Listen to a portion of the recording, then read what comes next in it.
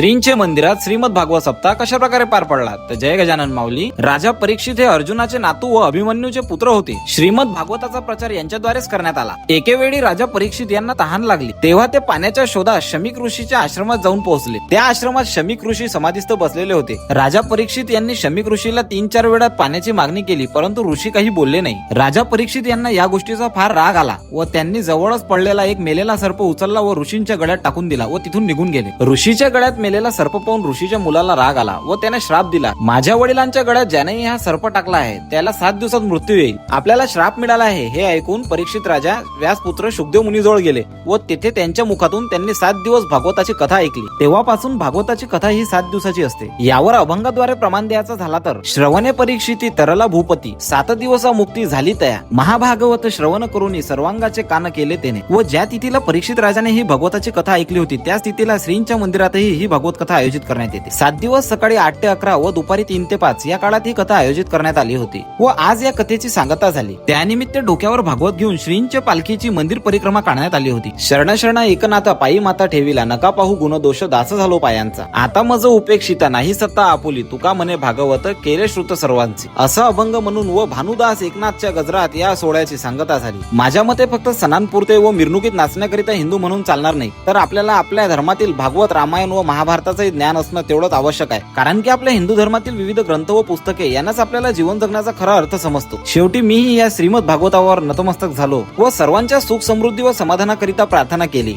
हा व्हिडिओ तुम्हाला कसा वाटला हे मला कमेंटमध्ये नक्की सांगा. भेटू पुढच्या एका अशाच माहितीपूर्ण व्हिडिओमध्ये. तेव्हापर्यंत सप्रेम. जय गजानन माऊली.